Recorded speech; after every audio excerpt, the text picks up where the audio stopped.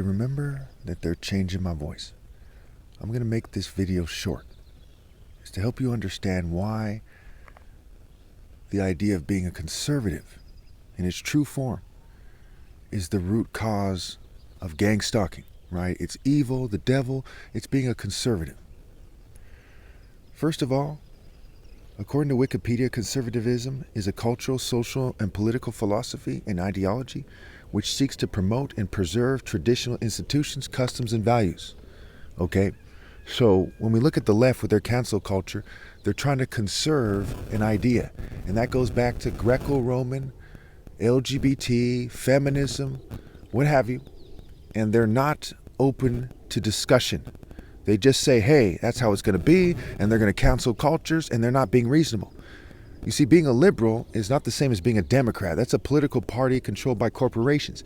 Being a liberal means you're open to new ideas and you support individual rights. And if you're open to new ideas, logically, you're going to accept the best idea as the direction you should go. The most moral idea, the most fair and just and right. And they're not doing that. The Democrats aren't exposing gangstalking, and the Republicans aren't exposing it. Libertarians aren't exposing it because they're all conservative by philosophy. Again, conservatism is a cultural, social, and political philosophy and ideology, right? So a Republican Party is the Republican Party is an example of a conservative organization, a conservative party, okay, with a certain spirit. That's why it's called a party. They kind of go there with their emotions and they don't think clearly. Same with the Democratic Party, okay? Because they seek to promote and preserve traditional institutions, customs, and values. So the customs of Greece and Rome that they're trying to preserve that have always been there, right? The system is based on Roman culture, right? The Senate, and so on and so forth, the Club of Rome. You have Greek societies in college, frats and sororities. So it's Greco-Roman culture, okay? And so it is with the right wing, right? So the left wing is kind of these liberals in college and they're feminists and they're LGBT with their bright colors and their sorority signs and their Greek signs. They're trying to preserve that culture. They're not open to actual change and to actually giving people their rights. They just want to control things and control the social order and put their frats and sororities into place. And there's many groups like that, Masons and otherwise. So we look at another definition real fast. I want to make this short.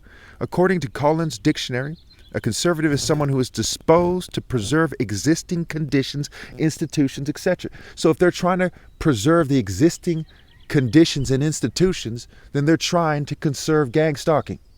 Gangstalking is something that goes back before ancient Rome. It went through Rome, okay? It went through the Christian area of Rome and the so-called Judeo-Christian cultures of America. The Klan was harassing people. COINTELPRO.